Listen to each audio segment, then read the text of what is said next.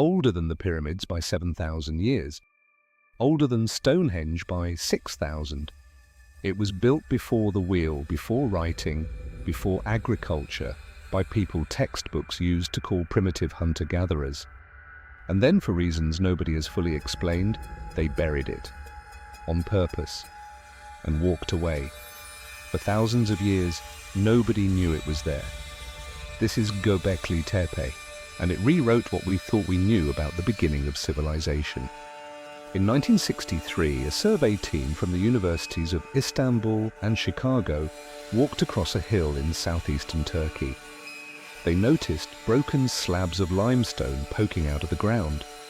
They assumed it was an abandoned medieval cemetery, wrote it down, and moved on. For 3 decades, that assumption stood. Then, in 1994, a German archaeologist named Klaus Schmidt visited the site while surveying the region for something completely different. He looked at those same limestone fragments and immediately knew the earlier survey had gotten it wrong. These weren't medieval gravestones, they were prehistoric. Schmidt began excavating in 1995. What his team found underneath that hill would take the rest of his life to fully uncover. Buried beneath the surface were massive, T-shaped stone pillars, arranged in circles, some standing over 5 meters tall, weighing up to 10 tons each. Carved into the limestone were foxes, snakes, scorpions, vultures, boars, animals rendered with a level of detail that assumed a trained eye and steady hands. Using radiocarbon dating, Schmidt's team placed the earliest structures at around 9600 BCE, possibly older. That makes Göbekli Tepe roughly 11,600 years old. For comparison, the Great Pyramid of Giza was built around 2560 BCE, Stonehenge around 20,500 BCE. Göbekli Tepe predates both by thousands of years, built at a time when, according to the standard model of human development, people hadn't yet invented farming, pottery, or metal tools. And that's the part that broke the timeline. Here's the problem Göbekli Tepe created for archaeology. The accepted model of civilization went like this. Humans settle down, they start farming, farming creates surplus food creates specialized labor, and eventually, after all of that, you get monumental architecture, temples, organized religion. Agriculture first, temples later. Göbekli Tepe flipped that order. Analysis of plant and animal remains at the site showed no evidence of domesticated crops or livestock. The people who built it were still hunter-gatherers. They hadn't invented farming yet, and they were quarrying, carving, transporting and erecting 10-ton limestone pillars anyway. Klaus Schmidt put it in 6 words that changed how archaeologists think about the origins of civilization. First came the temple, then the city. Think about what that actually requires. To carve and move a 10-ton stone block with no wheels, no metal tools, and no draft animals, you need dozens, or probably hundreds, of coordinated people. That means organized labor. That means someone directing the work. That means food had to be gathered and distributed to feed a workforce that wasn't hunting or foraging that day. In other words, something we associate with settled agricultural societies, organization, hierarchy, planning, was already happening among people we assumed were still wandering in small nomadic bands. The leading theory today is that it wasn't farming that brought people together to build permanent settlements. It was the other way around. The gathering, for ritual, for belief, for whatever purpose drew people to this hill, came first.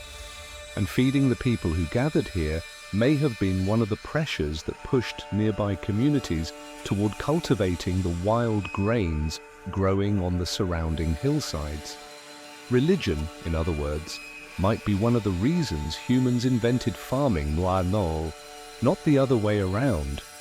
Archaeologists have excavated an estimated 5% of the site. Ground-penetrating radar surveys suggest there's far more still under the hill, unexcavated.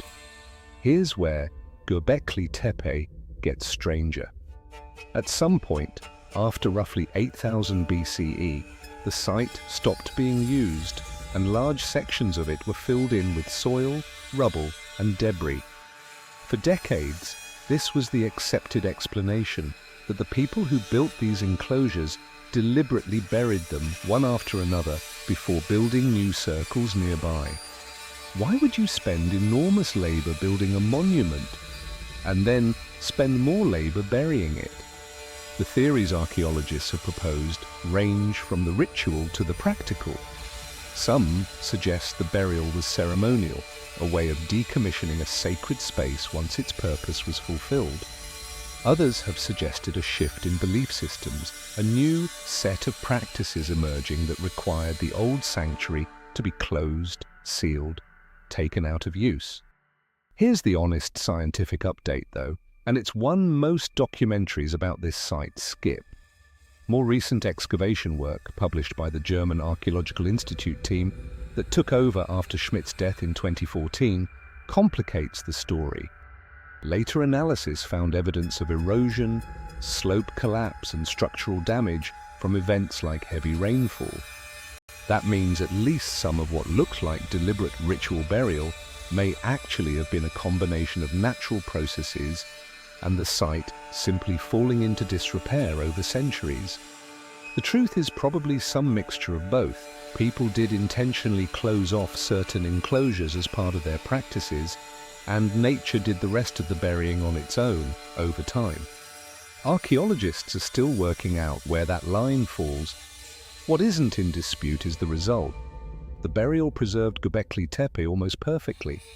The site vanished from human memory for roughly 10,000 years, until Klaus Schmidt looked at some broken limestone in a farmer's field and realized nobody had ever really looked closely at all. Sometimes the thing that erases a civilization from history is the same thing that saves it. Göbekli Tepe raises questions archaeology still hasn't answered. What were the carvings actually for? Some researchers have proposed the animal reliefs represent constellations or mark seasonal events. Interesting ideas, but ones that remain genuinely debated within the field, not settled fact. Nobody has found definitive proof of what belief system, if any, tied the imagery together. What we do know is this. Klaus Schmidt spent nearly 20 years of his life on this hill, convinced it held the key to understanding why humans first started building permanent monumental structures. He died in 2014 before excavation was anywhere near complete. His team and the archaeologists who came after him are still working through less than a tenth of what's estimated to be buried there. In 2018, Göbekli Tepe was named a UNESCO World Heritage Site, officially recognized as one of the most important archaeological discoveries of the modern era. Some archaeologists now call it the zero point of history, the place where the story of settled human civilization may genuinely begin.